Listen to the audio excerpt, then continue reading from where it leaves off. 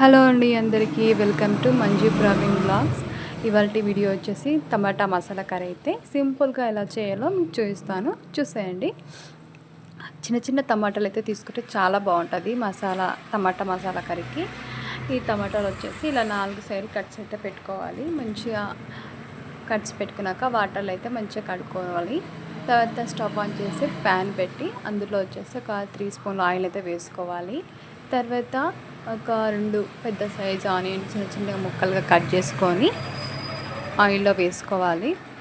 అలాగే బిర్యానీ ఆకు ఉంటుంది కదా, అవి కూడా 2 వేసుకొని ఆనియన్ మంచి కలర్ వచ్చే వరకు వేయించుకోవాలి. అలాగే అందులో 2 స్పూన్ అల్లం పేస్ట్ కూడా వేసుకొని, అలాగే 2 స్పూన్ పసుపు కూడా వేసుకొని మంచిగా అంతా కలిసేలా కలిపేసుకోవాలన్నమాట.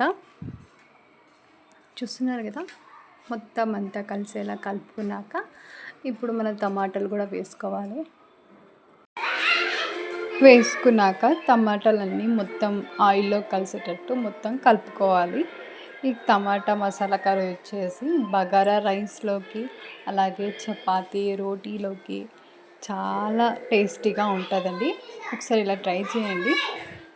ఇప్పుడు మొత్తం అంతా ఒకసారి అంతా కలిపేసుకున్నాక క్యాప్ పెట్టేసి ఒక 2 మినిట్స్ వరకు మనం స్టవ్ చిన్నని పెట్టుకొని ఉడికించుకోవాలి.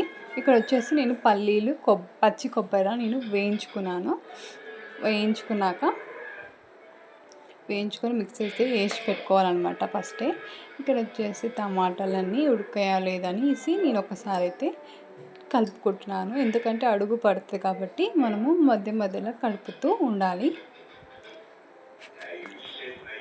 ఇలా చిన్న చిన్న టమాటాలతో ఇలా టమాటా మసాలా కర్రీ చేసుకొని బగారా రైస్లోకి అయితే, ఏ రోటీలో చపాతీలోకి అయినా సరే చాలా అంటే చాలా టేస్టీగా ఉంటుందండి.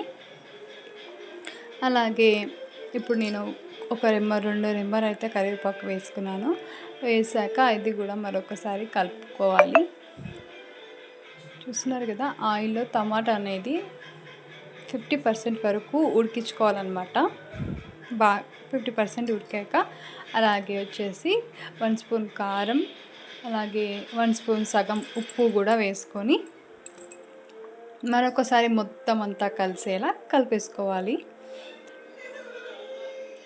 కారం ఉప్పు టమాటాలకి అంతా పట్టేటట్టు మొత్తం కలపాలి. అలాగే ఇక్కడ మనము ముందుగా వేయించి పెట్టుకున్న పల్లీలు కొబ్బరి ఉంటుంది కదా, అవి మిక్సీ పెట్టుకొని అందులో కొన్ని గ్లాస్ వాటర్ వేసుకొని మిక్సీ పట్టేసుకోవాలి.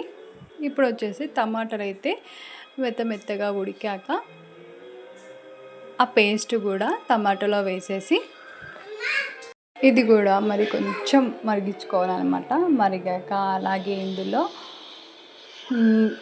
1 స్పూన్ గరం మసాలా, అలాగే 2 స్పూన్ ధనియాల పొడి కూడా వేసుకోవాలన్నమాట. వేసుకున్నాక మొత్తం కలిపేసి కొంచెం కొబ్బరి పల్లీల పొడి వేసాం కాబట్టి ఇది కూడా కొంచెం ఉడికించుకోవాలన్నమాట.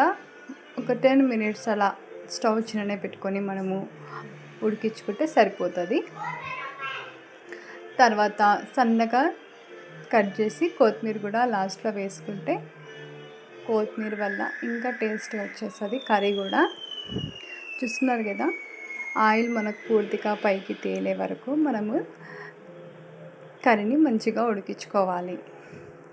సో ఎవరైనా నా వీడియోని కొత్తగా ఎవరైనా చూసిన వాళ్ళు ఉంటే సబ్స్క్రైబ్ చేసుకోండి. అలాగే నా వీడియో కనుక మీకు నచ్చినట్లయితే ఒక చిన్న లైక్ చేసి అండ్ లాస్ట్లో ఒక నిమ్మకాయ పిండేసుకోవాలండి.